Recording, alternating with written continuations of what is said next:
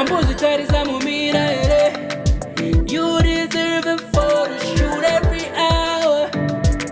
It's your hour. Camera, lights, flash, click, strike up, pose.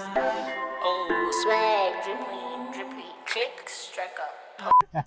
Just jump into the conversation and start the conversation. Let the you can main write tag their come name, in. and then if you want their profile, you can have it as caption on the post or whatever you're posting to advertise. Makes the thing. sense. Which Mr. Hammond is this? He's very clever. Well, he's a filmmaker. Oh, wow. An American filmmaker was here for 2 days, I think. Yeah. Uncle Blacks, it's recording. The numbers moving. Yes, they are moving. It's recording. Yeah, it is. Wow. Have you never heard that women are looking for leaders? Women are looking for leaders, but they're also looking for opportunities to be given a chance to lead. We lead naturally. Wow. Are we in conversation? Because if you look at it from look at it holistically from a Zimbabwean African perspective, a woman has always been the leader of the household. We are natural leaders. Yeah, that's true. So when we come out here and we've been given all these empowerment opportunities and we are placed into now leadership arenas in politics, corporate, and the whole shebang. We still are looking to you men to offer some sort of leadership qualities, which brings us to this dating conversation that we're having. Because there's a huge gap in the type of men that are asking women out and the type of men we want to be asking us out.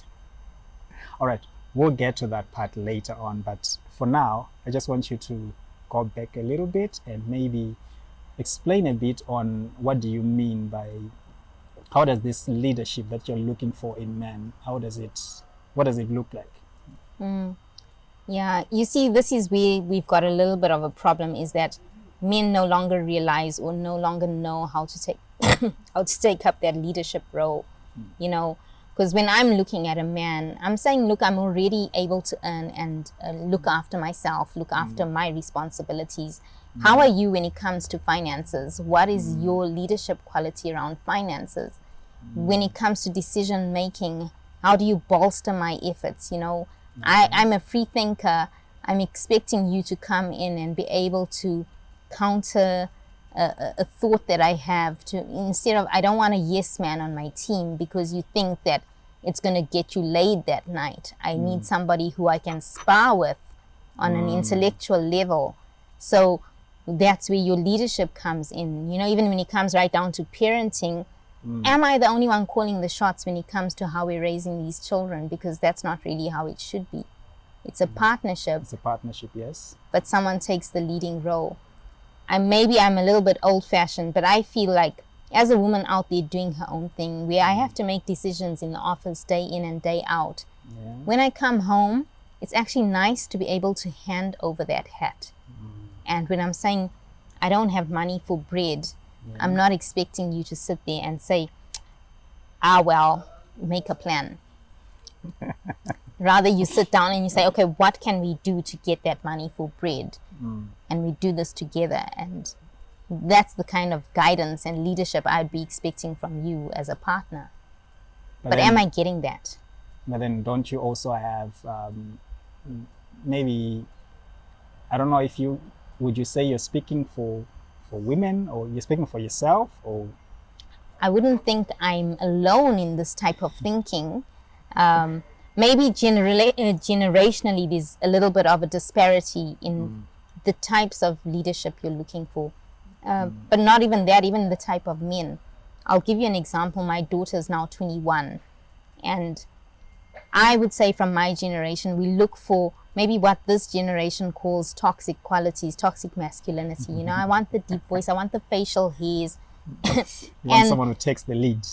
Well, also that, but we'll get back to that at a later point. So picking up where we left off from, you know, when I look at the type of me and my daughter's generation is now looking at, they're much softer. You know, they stuff like we would find cute when we were growing up, which now thinking back on it was really nonsense. You know, when a guy would say, hey babe, you're looking lacquer today, that type of thing. You know, they don't appreciate that kind of approach. They want a softer approach. You know, what's a softer approach? soft, how they're would more someone like, say that? you know, they're more like buddy versus, yeah, it's very different to how it was when we were. But maybe it also goes to, maybe it speaks to the new age way of looking at things. Like when people say toxic traits of masculinity, these are some of the things that they'll be talking about, maybe to say what one would consider as this is a guy who takes the lead, or a guy who is in control, who is confident and all that. Others may see that as this guy he wants to be felt as the man in the relationship all the time. And that's the toxic part, because yes. you see, we grew up normalizing that sort of behavior, but it's not normal and it's not right, because you realize years later into the relationship that you've been suppressed, or maybe your needs weren't heard. You were not allowed to have a say. But we didn't have an alternative example. What comes across as the alternative example, those people were not really in our spheres. So you find it now when you go into different homesteads and you realize that, oh my gosh, two people can actually coexist as almost equals. I'm going to say almost equals because I don't know if we've ever arrived at the point where we view each other as complete equals. Oh, in some situations. But how did our parents navigate that? How did our mothers handle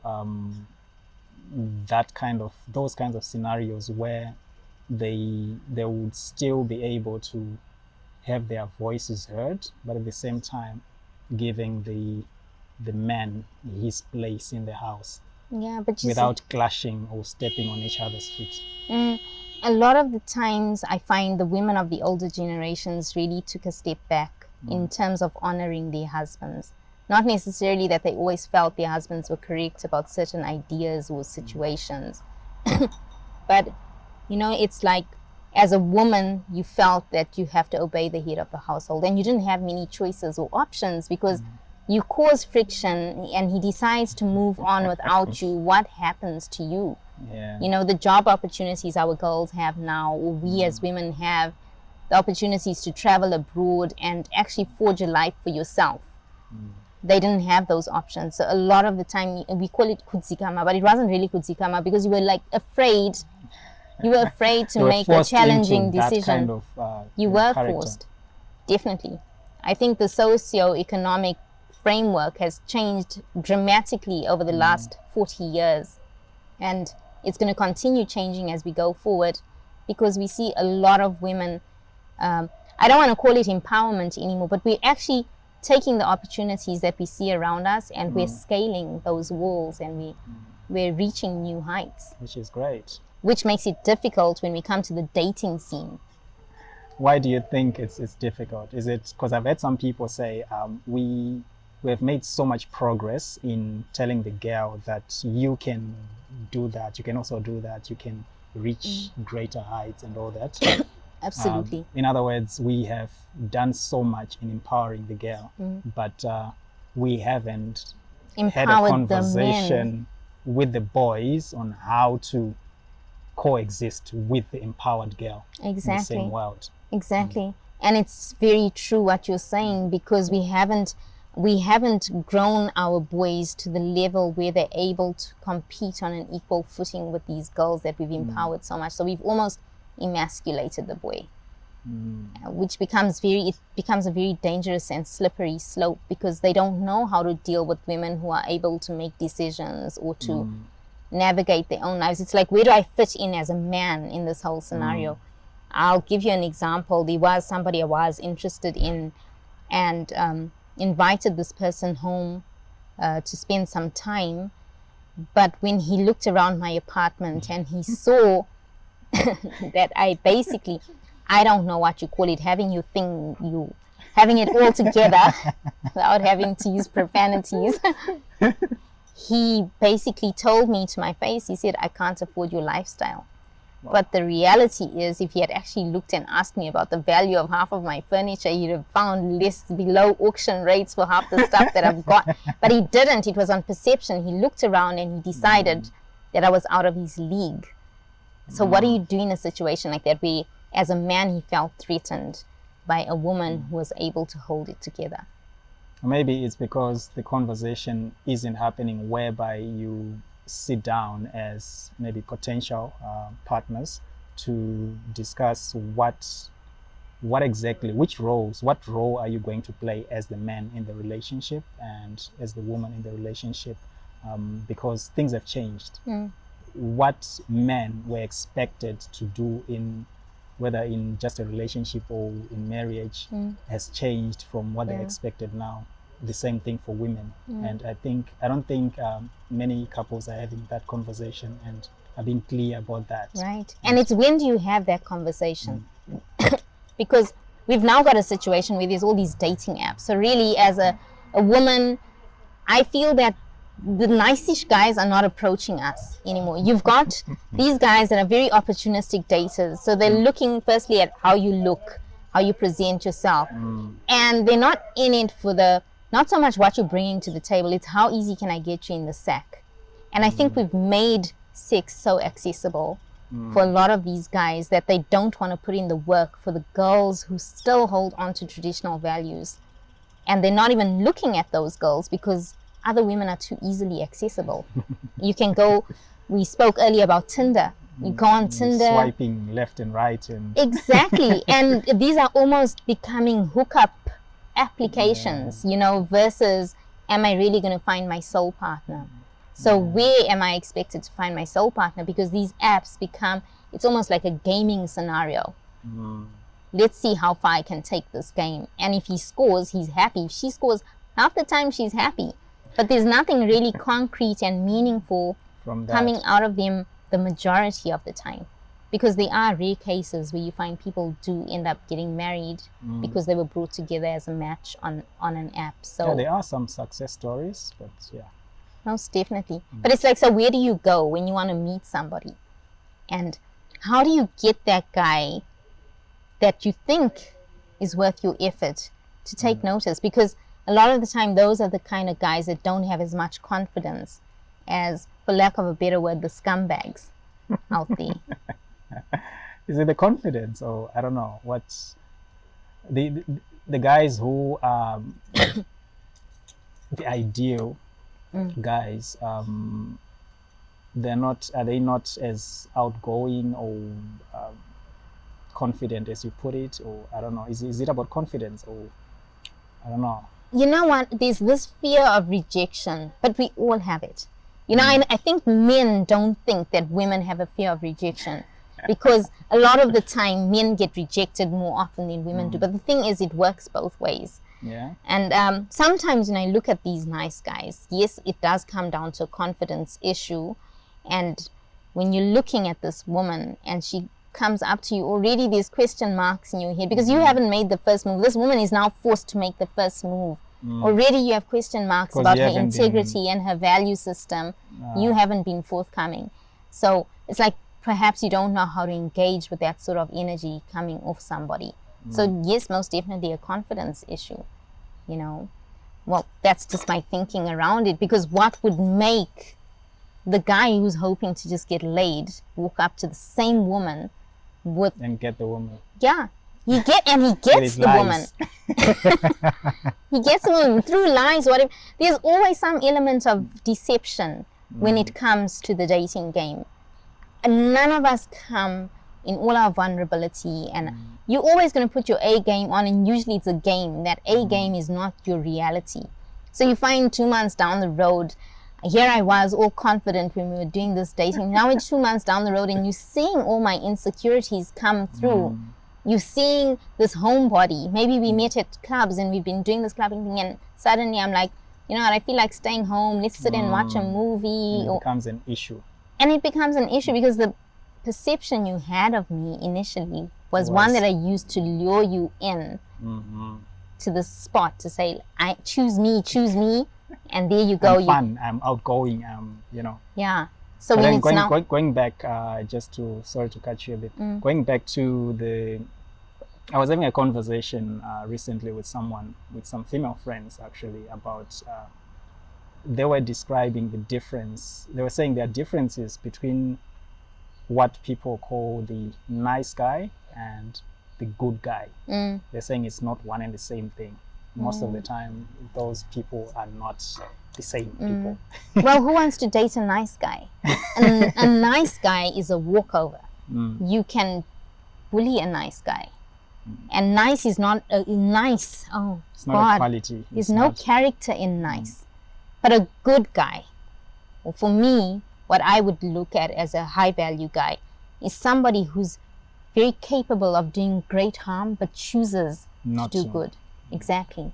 So that's the difference. I would actually be looking for that in somebody, because I would like to think that if it ever came down to a situation where I needed protection, usually I'd protect myself, but if I needed it, can I rely on you? You can step up. And I can't rely on a nice guy. Because he's nice. He's going to be nice to someone. What does nice even mean? He's hiding something. There must be a shadow self that he hasn't come to terms with. Nobody can just be nice. You can be kind, you can be loving, you can be caring. What does nice actually mean? Nobody can be nice all the time. Yeah, that's not So rather realistic. be the good guy. Yeah. And also, okay, so the other thing they also mentioned, it was like a little survey that I was doing with some female friends of mine, and they mentioned that when people say women tend to, well, most women tend to fall easily for the bad guys a lot of the time, is because the bad guys lie to these women. And then, so I asked, why then is it that, what is it about these lies that women tend to find, appealing, which then they'll find out later that, these were all lies. And they didn't have a clear answer on how exactly, because it seems the good guy comes and bears his heart, like everything. He's very honest about everything, and that honesty isn't something that's really catchy, especially when you just met someone. Right. Yes. Because So- we all have these illusions that we love Yeah, to believe. fantasies You ever and seen a all that. magician show? It's always packed. It's the same thing as these bad guys you're talking about. And I don't want to call them narcissists, but bad guys have a tendency of knowing what your insecurity is. And then they come in and knowing what you want, they what actually you like. build your ego, so that you're no longer focusing on your insecurity. So maybe I'm slightly chubby, but when he's coming in, he's like, you have the best body on earth, girl, you're exactly what I've been looking for. And you believe. All right. So, what do you think? Because we can go on and on and on. This topic is as vast as, I don't know, the oceans. What do you think? What do you think women should look out for when they are going into the dating scene? You have obviously observed our parents' generation and your generation, and then your daughter's generation in the dating scene.